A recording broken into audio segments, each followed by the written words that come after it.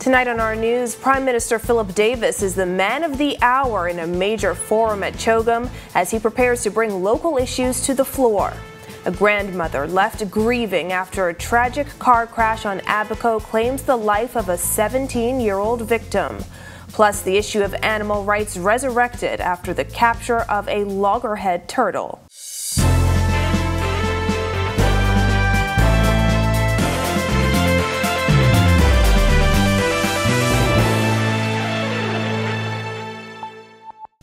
Welcome to our news and thanks for joining us. I'm Christina Dragovich. Prime Minister Philip Davis wrapping up a full day of activities today at the Commonwealth Heads of Government meeting in Kigali, Rwanda. He was the featured guest at a major forum, but also found time to speak with the Bahamian media, discussing some issues he intends to bring to the floor when he speaks tomorrow. Our Jerome Sawyer gives us a preview tonight from Rwanda. As a first-time Chogum participant, Prime Minister Philip Davis is keeping a busy schedule here in Rwanda.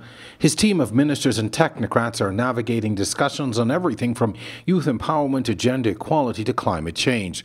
But all eyes are on the business forum, where a who's who in business, leadership and philanthropy huddle for the next 3 days.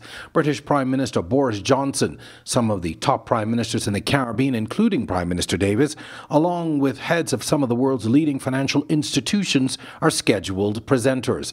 At Tuesday's opening, Prime Minister Davis was the guest of honour to host leader, Rwanda's President Paul Kagame.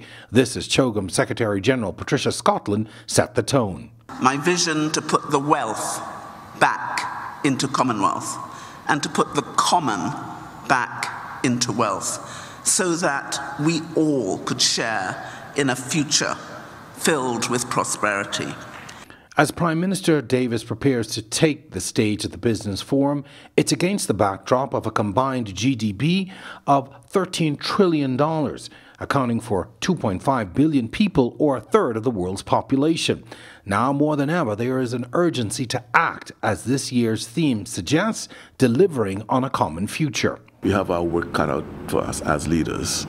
We have to design businesses and innovations to ensure that we are making ready our young people for the work that's going to be available for the next generation.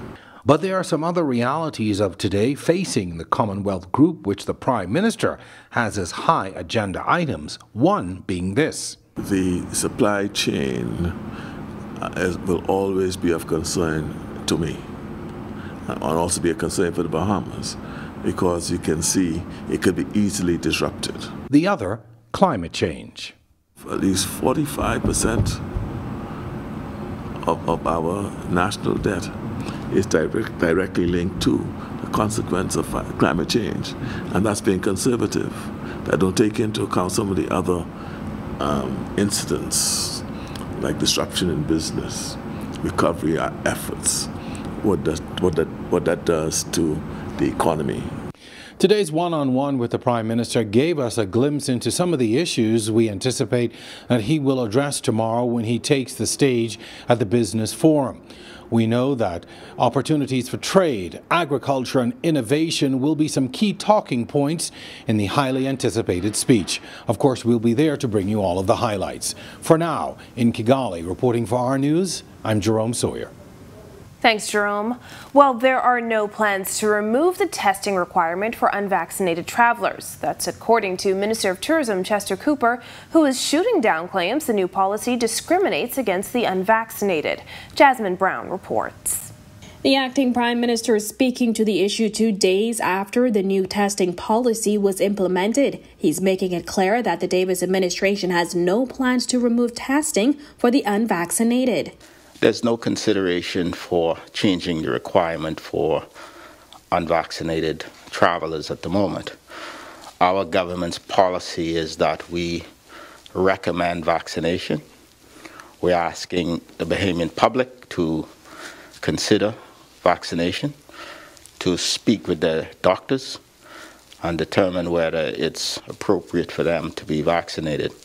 The removal of the COVID-19 testing requirement for vaccinated individuals entering the Bahamas and the discontinuation of the Bahamas travel health visa was announced in the House of Assembly last week. A negative RT-PCR COVID test, no older than 72 hours, is still required for unvaccinated people traveling to the Bahamas. I think our requirements is consistent. They're consistent with international standards, and we are going to continue along this path of requiring testing for persons who are not vaccinated. This is in line with the science, it's in line with international best practice, and we don't particularly want to be outliers on this issue. We have to protect the health and safety of our guests and the health and safety of our residents, and we want to ensure that if our guests become ill, the chance of serious illness is reduced. Cooper says so far the changes have been well received. The airlines welcome this decision. Certainly the travelers welcome this decision.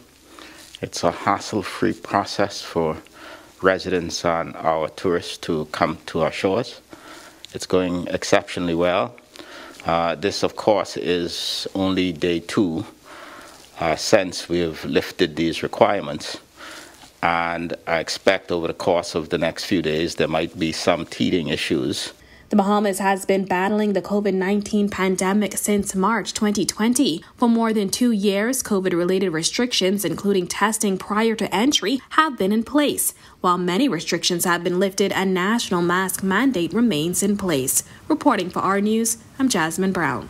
Meanwhile, gas prices are continuing to climb around the globe. Here in the Bahamas, many Bahamian households are weighing the expenses associated with each car ride. Marlena Leonard shares more in this report.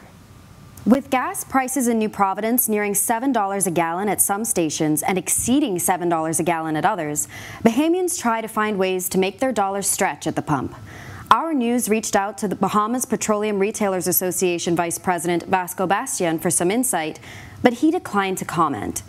However, Acting Prime Minister Chester Cooper responded to questions about rising gas prices earlier today. As it relates to consumers, I would simply say to conserve. We anticipate that prices are going to be escalated for the foreseeable future, and we simply have to conserve the way we would energy otherwise. Meanwhile, many New Providence residents express an acceptance of the situation and detail how they've made adjustments. You really can't beat it because it's, according to inflation, you'll have rises in everything. So you just have to budget how you go about utilizing your vehicles. If you don't have to be on the road, don't be on the road. So right now, I put in $120 in my truck, and not even that's a little over half. Yeah, so it's really tough.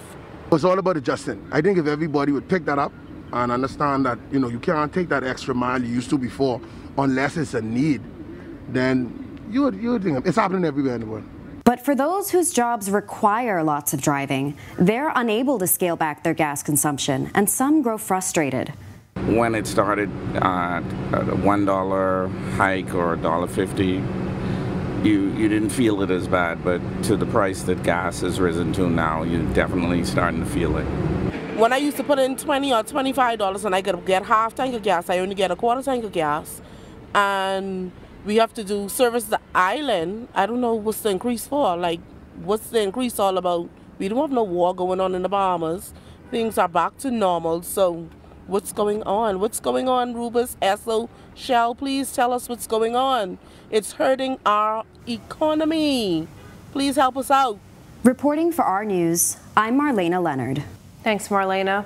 Well, the sun begins to set on the longest day of the year, the summer solstice. Meteorologist Greg Thompson has our latest weather conditions over in the Weather Center.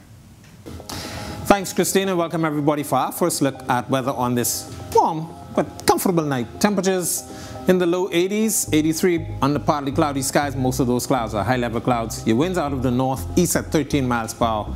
and your feels like temperature a lot more comfortable tonight, down at 84. We had 90s last night. Satellite view, frontal boundary sagging across the northwest Bahamas, now pushing into the central Bahamas. Showers and thunderstorms associated with that boundary still affecting portions of the Bahamas. A big blow-up of showers and thunderstorms west of Andros approaching the Cuban area. We also had some showers across Acklins and Crooked and the Cat Island area. And that frontal boundary will continue to hang around for at least another 24 hours before it dissipates. But more showers in the forecast tonight through tomorrow. That's your first look at weather. Your extended forecast is still to come. Still to come on our news, a new police chief set to take the reins in a matter of weeks. The heartbreaking story of a 17-year-old graduate who lost her life in a tragic car crash. And later, the capture of a loggerhead turtle sparks controversy over animal rights. That's coming up when our news returns.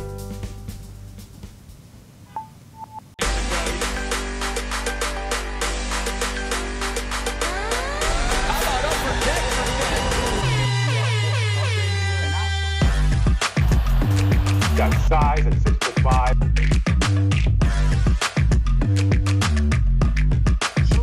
Hi, this is Shamik.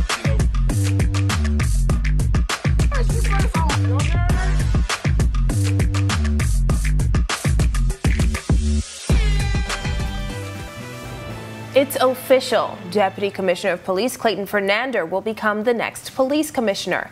The Cabinet Office making the announcement Monday evening. Fernander's appointment to the top post makes way for Assistant Commissioner Limon Delaveau to become the commissioner's deputy. The executive changes come as outgoing Commissioner Paul Roll is set to demit office on July 5th. A full statement on this latest executive change is now available at Our News Bahamas on Facebook. Well, the autopsies of 3 American visitors who were found dead at Sandals Emerald Bay Resort on Exuma have been handed over to their families. Acting Prime Minister and Member of Parliament for the Exumas and Ragged Island, Chester Cooper, giving the update at Cabinet this morning. I can confirm that the coroner's report has been released to the family. So the family are aware of the cause of death as a result of the investigations. Well, a 17-year-old girl who just graduated high school died in a car accident on Abaco Monday night. Jared Higgs spoke to the victim's grandmother and has this report. The 17-year-old traffic fatality victim in Dundastown, Abaco is Sheena Terville, according to the teenager's grieving grandmother. She went through the pandemic, she went through Dorian, and now this. Oh God, no! Terville's grandmother, 64-year-old Laverne Maynard, says the teenager's friends came to their home crying last night, insisting that they go to the clinic to check on Sheena, who had just crashed. And on the way to the clinic, he said, Mommy, you have to prepare for the worst. I said, what is the worst? She said, what is the worst? I said, well, the worst could only be death, and my son didn't answer me back. According to police, the 17-year-old was driving on George Aubrey Boulevard at a high rate of speed and tried to overtake another vehicle. That's when she lost control and was ejected from her vehicle. She was taken to the Marsh Harbor Clinic, where she died. I spoke to the grieving grandmother, who lives in Abaco, over the phone. She last saw her granddaughter late Monday afternoon. Just days earlier, the family celebrated the 17-year-old's graduation from Patrick J. Bethel High School. She had dreams of being a cosmetologist, and she leaves behind 3 siblings, 1 older and 2 younger. Maynard described her granddaughter as a friendly and affectionate girl. Sheena was a bubbly, lovable young lady. She always had a ready smile for everybody. Everybody loved Sheena. Sheena was just a beautiful child. Tributes poured in on Facebook for Terville, with many remembering her as a girl with potential to do great things. Her grandmother just wishes she could see her again. I just don't know what to say, because it's still like a dream. It's still like a dream. I still expect to hear her walk through the door and say, oh, Grammy, how you doing? And Lois of them pretty does. She has such a beautiful, big, broad smile. And I could just see over that smile on her face if I could only see that again. Reporting for Our News, I'm Jared Higgs. Thanks, Jared. When Our News comes back from the break, the capture of a turtle putting the spotlight on animal cruelty. Plus, coming up in sports for tonight, our under-15 men's basketball team, and they still have a tough time going at the Central Basket Tournament. Played a very nice one against the Dominican squad. We'll give you details on that. We'll also give you some details on an upcoming tournament featuring community teams. That's all coming up in sports. And later, meteorologist Greg Thompson is back in the Weather Center with your extended forecast. Stay with us.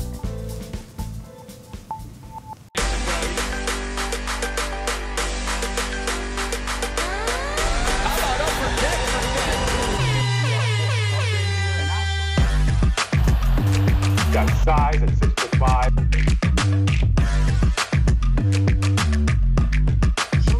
Hi, this is Shamik.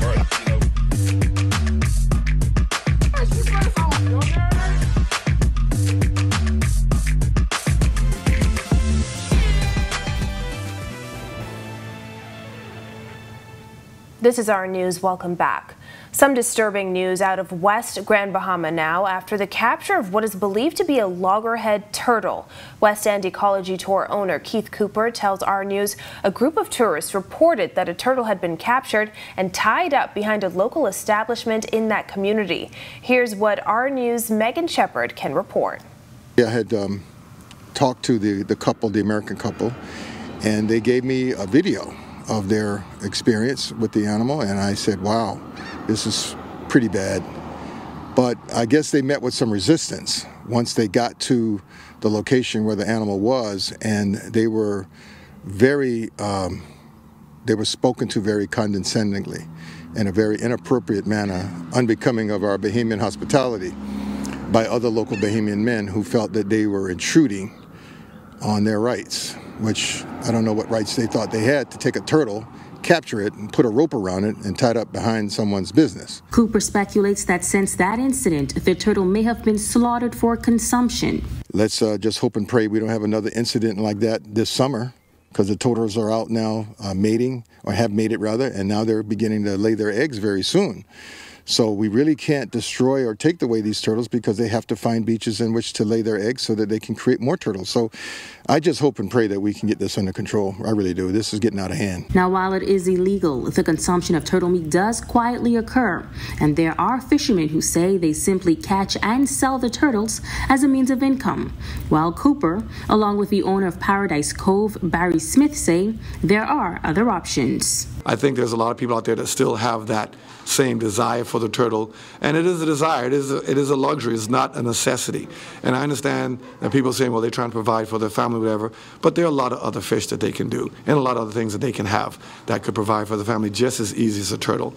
And for the most part, it can even be more nutritious and not breaking the law. There's more than one way to feed your family, isn't there? You could also grow vegetables, farm. Backyard farming is big. What's wrong with that? You have land where you live. Clear the land, start growing some vegetables, sell them, earn your money from that perspective. You know, the sea isn't the only natural resource we have, but it's the one that we must really protect because that's the one that's being overharvested and overfished, and so we must be able to put some things in place to protect it. But there are other ways to make a living. According to Bahamian law, it is illegal to capture, harvest, possess, buy, or sell all Bahamian sea turtles. Cooper is calling for more education and adherence as it relates to the law. We do need to do more. We need to really step up our game as a marine conservation destination, as a touristic destination, and we need to really reiterate to the local fishers and train them, if we have to, educate them, that the things that they're doing is illegal. And you cannot use illegal equipment, you cannot harvest out of season, and therefore you know these rules apply to the nation. Why do you think they are going out and doing it? Because there's no enforcement, and there's no one actually controlling the waters. I think that's about to change. That was our Megan Shepard. And in sports tonight, Team Bahamas falls to the Dominican Republic at the Central Basket in Puerto Rico. Meanwhile, a community tournament has the backing of Urban Renewal. Here's Marcellus Hall. All right, thanks, Christina. Welcome to our sports, everybody. I'm Marcellus Hall. Our under-15 boys basketball team has been having a bit of a rough go at the under-15 Central Basket in Puerto Rico. Last night, they took on Dominican Republic, looking to put up a good performance. They did just that. Let's take a look. And plans announced yesterday for a New Providence-based Urban Renewal tournament. It's going to take place at the C.I. Gibson Gymnasium. A total of 22 teams from throughout the province will take part in the major event hosted by Urban Renewal in conjunction with Providence Basketball, and Coach Kevin KJ Johnson. He talked about what to be anticipated from what's coming up. We are getting started on the 21st, which is Tuesday, 6 p.m. sharp. We encourage the public to come out. Urban Renewal Police will be full force. Come out with the families and have a great time with the community basketball tournament. We're looking forward to it, and hopefully may the best team win, but the minister say our team is going to win, so we'll see what happens. Meanwhile, the minister in charge of Marathon, nothing but glowing terms, as she says she's excited about the job ahead. Exactly this event, it tends to bring our families together, bring young men together, and women are also going to be a part of the basketball. And so we want to build good sportsmanship, camaraderie, fun, and getting persons to join hands with each other and building relationships. And so if you say that you're a Bahamian, you should want to know more than the persons who live in your constituency. And that is your check on sports for you here on this Tuesday. I'm Marcellus Hall. Back to you, Christina. Thanks, Marcellus. Don't go anywhere. Over in the Weather Center, meteorologist Greg Thompson is standing by with more on what you need to know about conditions over the next 5 days in your extended forecast. That's coming up when our news returns.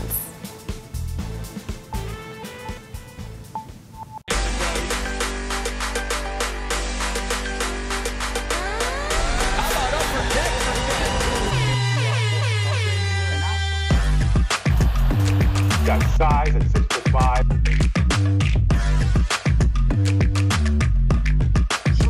Hi, this is Shamik.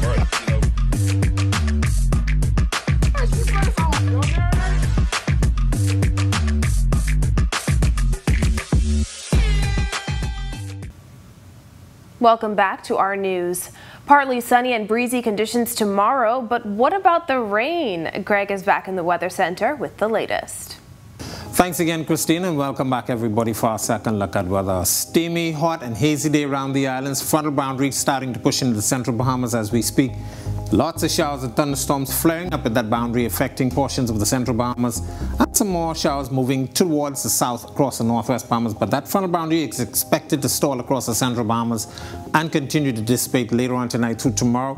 We expect more showers throughout that period, but high pressure across the southeastern United States will be building in across us, and that should push most of the moisture out of our area, and that high will continue to dominate our weather through the remainder of the week. So we're looking for some very hot temperatures, isolated showers and thunderstorms still in your forecast. The tropics, quiet. Have a couple of tropical waves moving across the tropical belt. One midway between Africa and South America. You have a very strong one coming off of Africa at this time as well. Another one approaching the Leeward Islands, and that wave that was moving in or approaching Central America has now moved inland, and of course into the eastern Pacific we have still Celia, which is basically a tropical depression expected to make tropical storm or hurricane status by the end of the week. Boating forecast for the northwest and central Bahamas tonight to tomorrow. Small craft, use some caution. Your winds will be out of the northeast to east at 15 knots. Seas running 3 to 5 feet over the ocean. Your low tide will be at 9:39 tonight.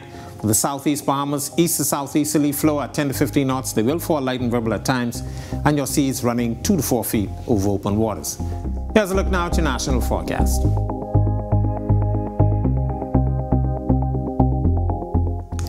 In your 7-day forecast, more warm temperatures expected. We have some Saharan dust out there, so it's going to be a little hazy, and that will continue to contribute to those hot temperatures. Isolated showers and thunderstorms in the forecast, and by the end of the week into next week, we're looking for an increase in some shower activity. That's a look at our weather. Make it a safe evening, everybody. Thanks, Greg, and thank you for joining us for our news tonight. On behalf of the entire team, I'm Christina Dragovich. Have a beautiful evening, Bahamas.